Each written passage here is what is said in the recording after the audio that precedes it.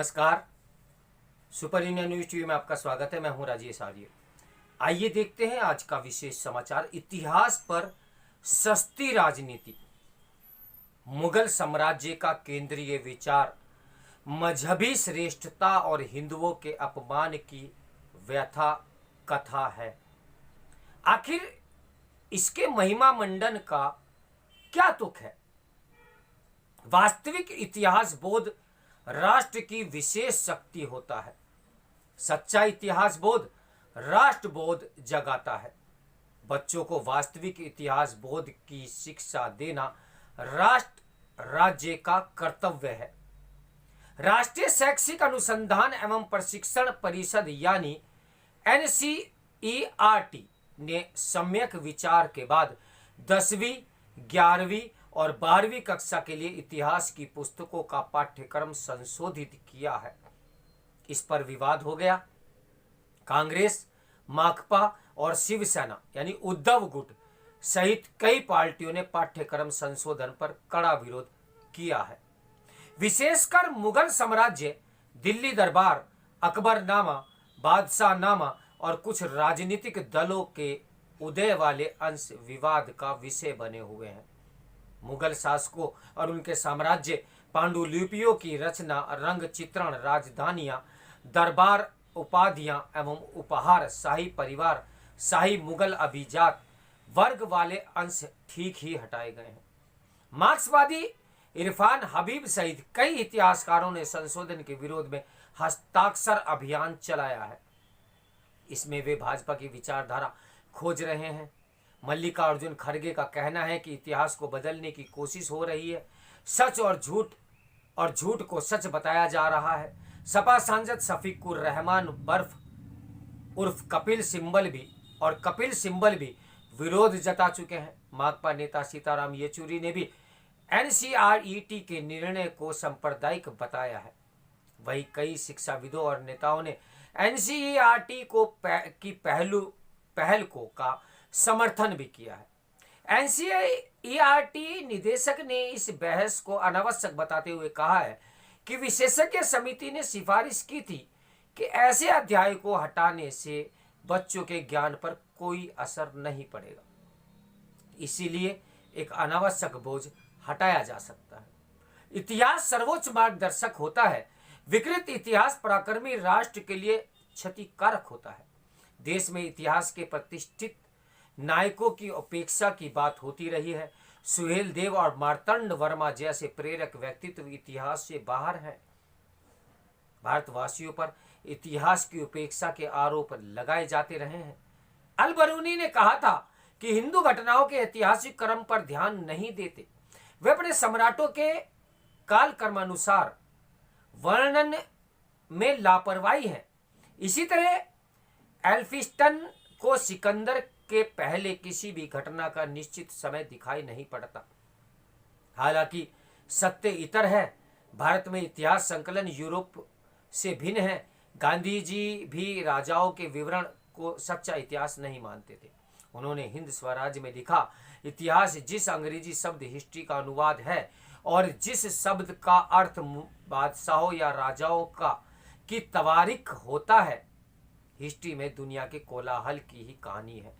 राजा लोग कैसे खेलते थे, कैसे बैर करते, यह सब हिस्ट्री में मिलता है। यह सही नहीं है कि भारत के लोग इतिहास की उपेक्षा करते थे। देश में इतिहास संकलन की अपनी परंपरा रही है। अमरकोश के अनुसार इतिहास का नाम पुनरावर्त था। विश्वामित्र ने श्री राम को पुरावर्त सुनाया था। बच्चे भारत का भविष्य है, उन्हें विरूपित इतिहास पढ़ाना खतरनाक है। इतिहास के पाठों की रचना सतर्कता पूर्वक की जानी चाहिए। NCERT का निर्णय इस दृष्टि से बहुत महत्वपूर्ण है। आखिर बच्चों को विश्व राजनीति में अमेरिकी दबदबा पढ़ाने का क्या तुक, जबकि यह एक विचार मात्र है, ऐतिहासिक तथ्य नहीं। कथित हिंदू चरमपंथियों की गांधी के प्रति नफरत भी एक कल्पना है। उन्हें हटाना सर्वदा उचित है। बेशक भारत में विविध राजनीतिक विचारधाराएं हैं, सबको अपनी विचारधारा के अनुसार लोकमत बनाने का भी अधिकार है, लेकिन अपने मन का इतिहास गढ़ना और पढ़ाना अनुचित है। वामपंथी इतिहासकारों ने इतिहास का विरूपण किया है। वैसे भी एनसीईआरटी का यह कदम पहला नहीं है। वर्ष 2002 में भी इतिहास की विषय वस्तु को लेकर राजनीतिक आरोप लगे हैं। उस समय केंद्र सरकार पर शिक्षा और इतिहास के भगवाकरण का आरोप भी लगाया गया था। संप्रति मुगल साम्राज्य के अंश हटाने को लेकर बड़ी आक्रामकता है।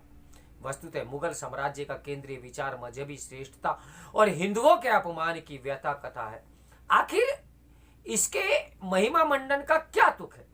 बाबर श्री राम जन्मभूमि मंदिर ध्वंस के मुख्य अभियुक्त हैं।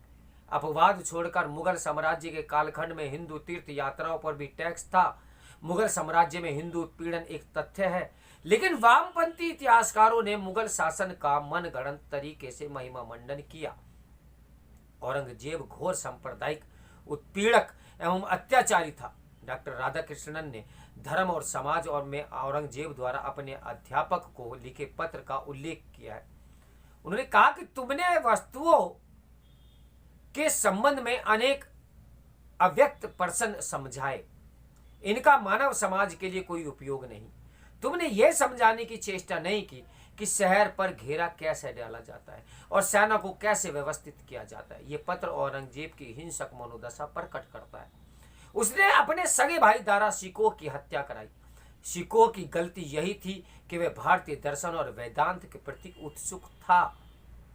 इतिहास और वर्तमान का संबंध अविभाज्य है। हम इतिहास के प्रेरक अनुभवों से शक्ति अर्जित करते हैं, भूलों से सीखते हैं। इतिहास सहित सभी विषयों का पुनरीक्षण आवश्यक है। एनसीईआरटी वही कर रही है। वह हर साल पाठ्यक्रम की समीक्षा करती है। अन्य विषयों के पाठ्यक्रमों में भी संशोधन हुआ है। अगर मुगलों को लेकर बहुत हाय तौबा है, इतिहास के संशोधन का सीधा संबंध बच्चों के भविष्य से जुड़ा है। मूलभूत प्रश्न है कि बच्चे क्या पढ़ें और क्यों पढ़ें। उन्हें सही इतिहास पढ़ाया जाना चाहिए। इससे वे अपने भविष्य का ज्ञानवान और समृद्ध बनाएंगे। वे राष्ट्र के आधारभूत तथ्यों से परिचित होंगे, राष्ट्र निर्माण का कार्य करेंगे। फर्जी और मनगढ़ंत तथ्यों के आधार पर इतिहास लेखन देश के लिए हानिकारक है। आर्यों को विदेशी बताना भी ऐसे ही तो एक तथ्य है। इस पर भी विचार की दरकार है। इतिहास राष्ट्र का मार्गदर्शी होता है, लेकिन उसका सत्य होना अनिवार्य है। विभिन्न राजनीतिक दल एनसीईआरटी के इस निर्णय को राजनीतिक स्वार्थ सिद्धि के लिए ही गलत बता रहे हैं। देखते हैं आखिर ये वामपंथी सोच आगे चल के करती क्या है। तो मेरे साथ बने रहें सुपर इंडिया न्यूज टीवी की ब्रेकिंग न्यूज के लिए। नमस्कार, मैं हूं राजेश आर्य।